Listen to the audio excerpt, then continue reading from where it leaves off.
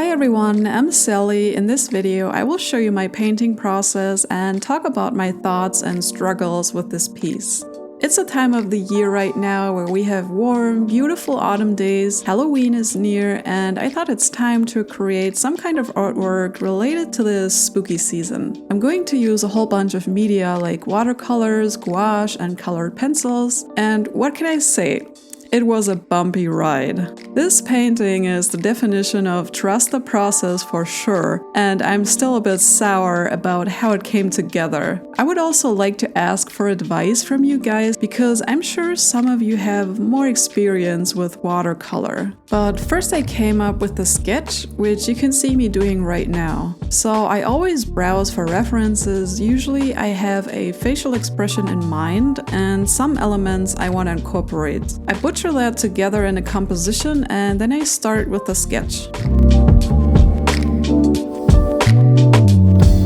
For this drawing, I knew I wanted to have a smirking witch browsing through her spell book with her cat, and while I kept going, I just embraced more ideas that came to me during the sketching process. I thought it would be interesting to give her some ritual face paint while she summons something from her book, as well as some accessories. The hair was not in the reference like that at all, and I just completely made it up. With hair in general, I like a certain flowiness and movement. I was pretty happy with the result of the sketch, and at this point I already started worrying about how the colored version might turn out. I'm using my hot-pressed 100% cotton paper for this. Hot pressed because I just need a smooth surface to work with, since I'm going to use colored pencils on top. I'm using my light pad to trace the sketch onto the watercolor paper, but I try to be very gentle and light because I don't want the lines to be visible in the end. I'm using an aged graphite lead for this.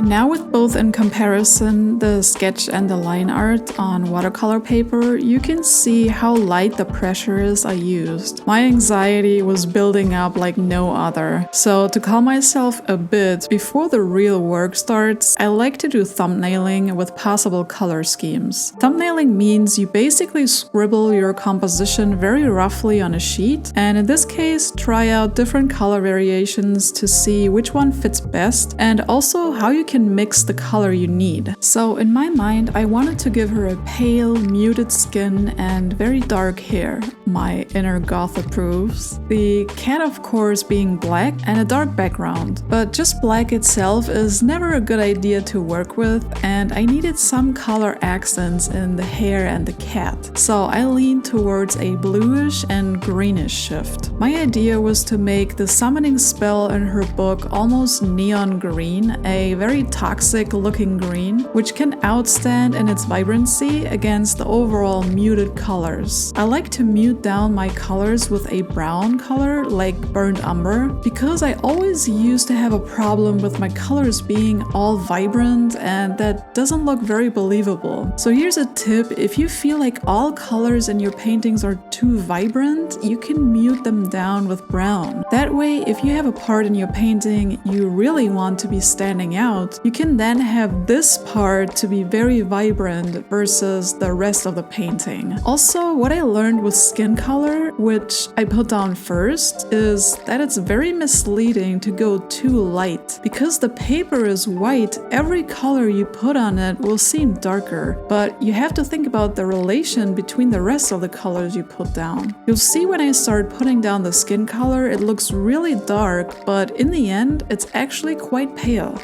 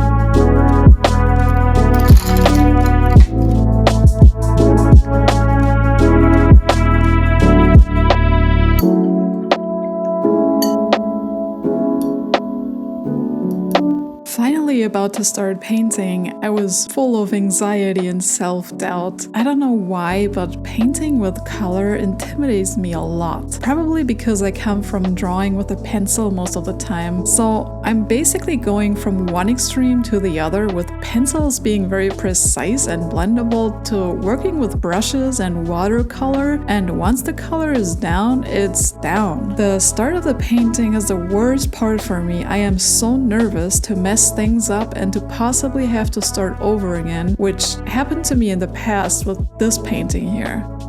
So I'm diving in, putting down the first bit of color, and guess what? I messed up. I mean, what else did I expect going into this extremely tensed up and anxious? It was jinxed from the beginning. I am not very experienced with watercolor, and I'm seriously doubting it's for me, to be completely honest. As I spread the color on the paper, you can see it immediately becomes very blotchy and streaky. I was like, oh my god, I have to do it all over again and trace it again. I was frustrated. Every artwork has the infamous ugly stage, in which you just have to push through and not get irritated by the current look. But come on, I mean, look at this. What is this? Would you be able to look past this? I couldn't. I could clearly tell I made a lot of mistakes you are not supposed to do with watercolor, like going over wet areas again and hope to be able to blend it out a bit, or not being quick enough and not confident enough with my brush strokes. If you are more experienced, please let me know what I did wrong and how I can improve from this to get a better first wash. So this was really my lowest point in painting this, and I could not see myself finishing this because the ugly stage was just too strong with this, but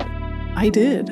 I just kept going, getting over my inner fight between giving up and trying to save it and make something decent out of it with time. At this point, I valued being proud of myself for completing this more than trying to create a perfect painting and start over again. I said to myself, you know what? Just keep going and finish it. After that, you can go on, start a new artwork, and leave this one behind. I saw it as a learning experience. That being said, I seriously doubt if watercolor even should be my art supply of choice when it comes to coloring. I think I started it back then when I saw an artist I really admired and wanted to create the same beautiful watercolor pieces. I might have to swallow the pill and face the truth. Watercolor might not be for me.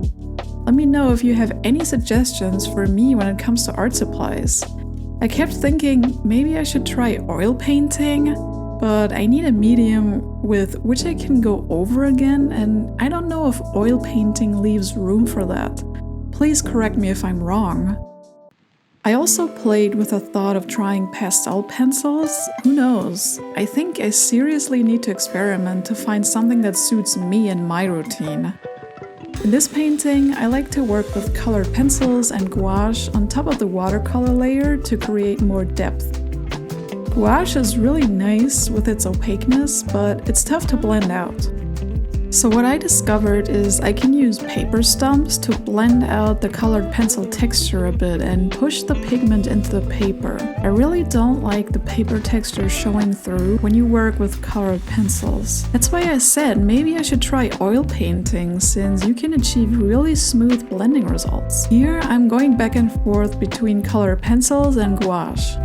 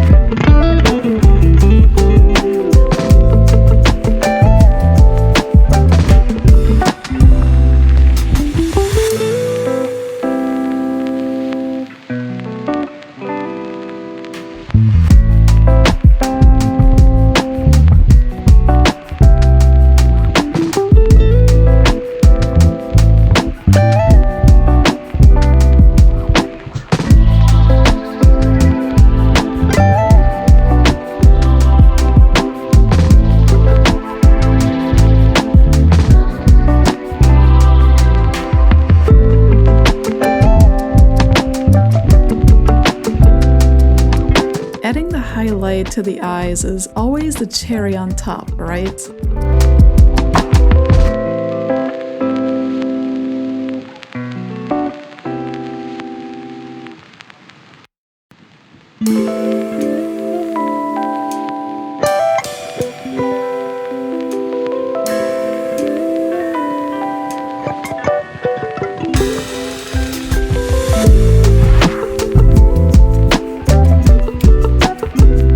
I started adding the green light on her face, which will reflect from her book. The green is also colored pencil, but this is actually a wax-based one from Gouache. These make a phenomenal job of blending the layers beneath together and smooth them out a bit. The white pencil you see me using is not a colored pencil, this is white charcoal, and I absolutely love to use it on top of a flat color to create a lighter area. I then blend it out with a paper stump. You may wonder why I started polishing the face already and haven't touched any other areas yet. This is simply because if I mess up the face so bad I have to start over, it's better to do it earlier than later. The face is the most important part in my artworks, and this needs to look decent. There is no point in continuing if, let's say, I drip some color accidentally across the face or I did a huge mistake that's not fixable. I also needed to ease my mind a bit.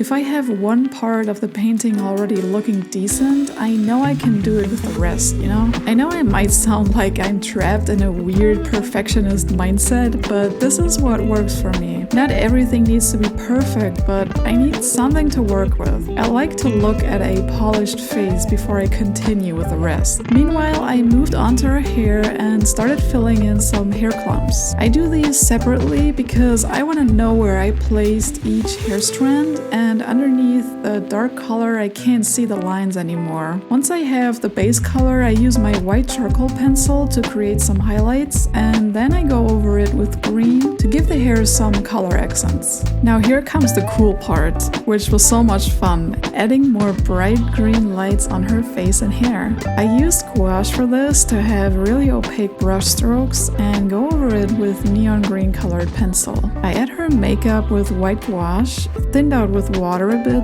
That way it's not too opaque because I think that would have looked a bit comical.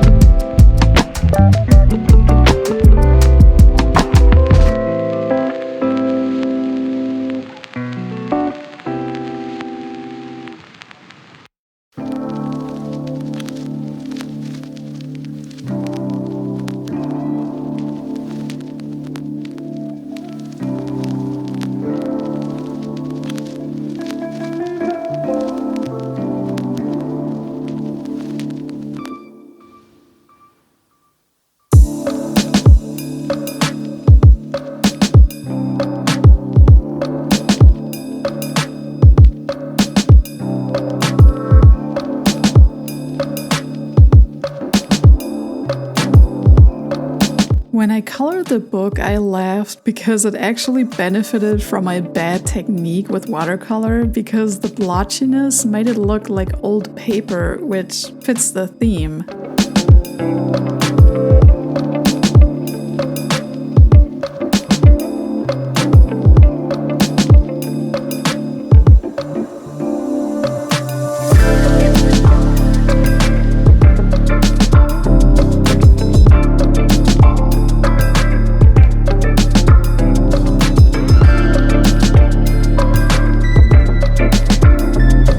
Time to tackle the cat, and I chose a slight bluish black tone. The streaks didn't bother me here because I will go in and add the fur later, but yeah, you can see my problem with watercolor once again.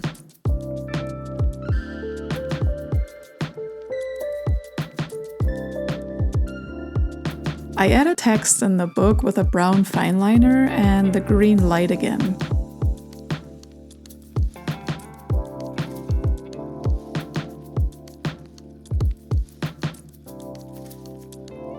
Now you can see what I mentioned earlier with using muted colors. The green ritual in the book will really pop out because it's in relation to the other colors, which are quite desaturated.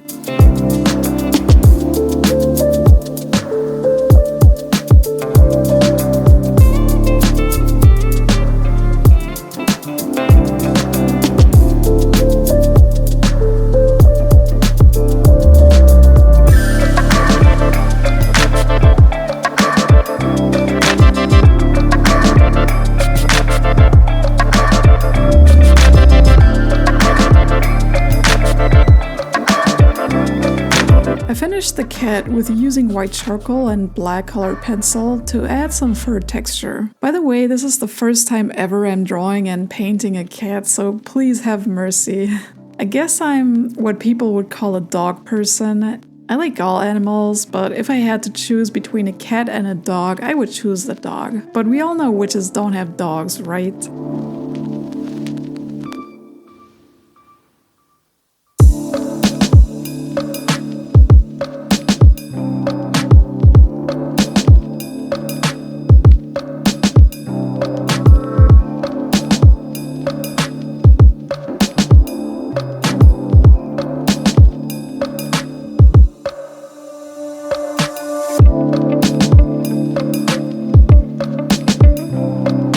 One of the last steps was to add the background, and I did nothing fancy there, lighting up some areas, and I think by now I already embraced the blotchiness and didn't care.